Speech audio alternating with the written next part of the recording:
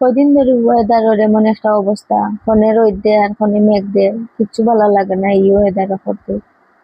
Hello everyone, আসসালামু আলাইকুম। I hope সব ভালো আছেন। এই আমার একটা রান্নার ভিডিও।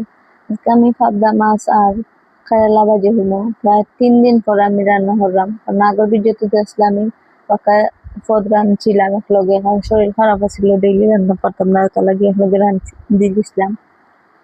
আমার আগর তরকারি করে শেষ হয়ে গেছিল, তার লাগে নতুন করে কেরালা আর পাবদা মাছ আজকে দিলাম। তার লাগে আমি কেরালা বানাই মাইয়া বালা করে পরিষ্কার করিয়া আমি বিরানো বই দিলাম লোয়ারি তেল উল দিয়া।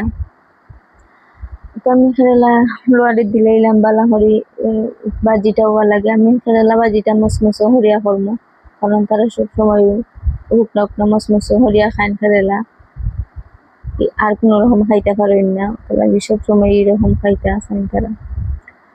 আমি পেঁয়াজ কাঁচামরিচ বালা হরিয়া ভাজি নিলাম সুন্দর করে। তারপর আমি একটু লাড়ি নিলাম বাটির মাঝে, বউলোর মাঝে বালা হরি চাটনি দিয়ে লাড়াই দিলাম। তারপর আমি পাবদা মাছটা বানাই নিলাম। আগে দেখছি গত ভিডিওতে দেখছিলা রুই মাছ আর কার্পু মাছ বানাইলে আনছিলাম, শুধু পাবদা মাছটা বানাইলে আনছিলাম না, আমি বানাইলাম বাসাত। বানাইয়া পরিষ্কার করিয়া পেঁয়াজ মরিচ হলুদ দিয়া বিরানো বই দিলাম। পাবদা মাছ আজকে আমি পাবদা মাছটা ফ্রাই প্যানে রান্না, আগের ভিডিওতে দেখছিলাম পাবদা মাছ আমি লোয়ারিতে বিরান করছিলাম। আমার ফ্রাই প্যান আসছিল না, তাহলে লোয়ারিত ভালো লাগছিল। আর পাবদা মাছ বিরান করতে গিয়া আমার আতো তেলের কতটা সিটা পড়ছে আল্লাহ জানি, যে জুড়ে জুড়ে তেলের সিটা পড়ে আমার তো একটু তুষাও উঠে গেছে তেলের সিটা পড়িয়ে পাবদা মাছও। আগের বার ওলা বিরান হলার কি আমার মুখে উকে সিটা পড়ছিল তেলের ইয়া।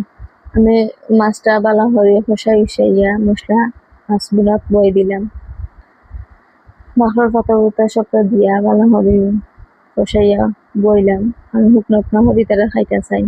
আর এদিকে আমার মেয়ে একটু পরপর খান্না হরে, তাই একটু লইতাম। আর দেখুন রাত্রে তাই মামার লগে কি দুষ্টামি হরে, যেমন ক্যামেরা ধরছি তাই কি বালা মানুষ। আচ্ছা আর ঔষধ খাওয়াইতে তো তাই মহাযুদ্ধ হরা লাগে। ভালো থাকো সবাই, আল্লাহ হাফেজ।